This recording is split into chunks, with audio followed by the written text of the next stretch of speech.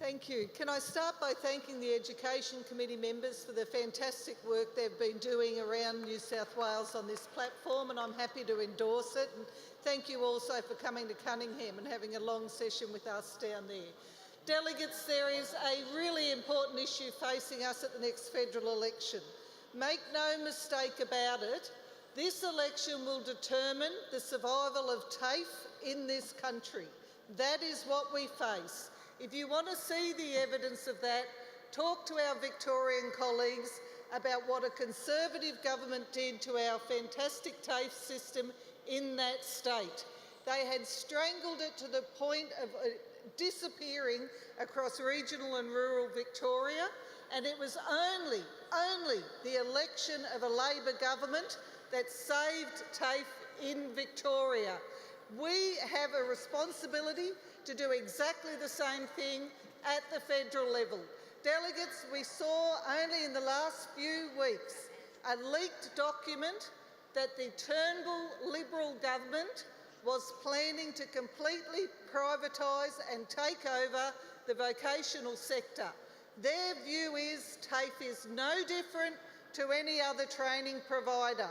It will not survive in that environment. It's a public provider. Its job goes beyond what any other training provider does. It's there in our regions and our rural areas. It's there to determine access for people with a disability. It's there to give fair opportunity to our Indigenous Australians. It's there to give a second chance education for people who have missed out for one reason or another on their schooling. It's there to work with our retrenched workers who need to be upskilled, to be given a new opportunity at work. It is our public provider, our TAFE, that does that task. And if we don't stand up at this federal election, it will be the end of it. So I am really pleased that on the National TAFE Day last year, Bill Shorten, at a forum co-hosted by the Australian Education Union and the Australian Manufacturing Workers Union, stood up and said he was going to make this a federal election issue.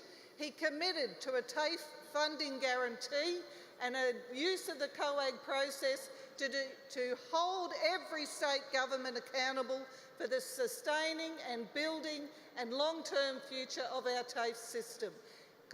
Delegates, you know as well as I do, I know this is in your hearts and minds, that no matter what community environment you go into and talk to people about, one thing, as Linda Burney said, that they suddenly all want to talk to you about is their TAFE and apprenticeship opportunities for their young people. This federal government has decimated them. $2 billion cut out. $1 billion cut out of apprentice support.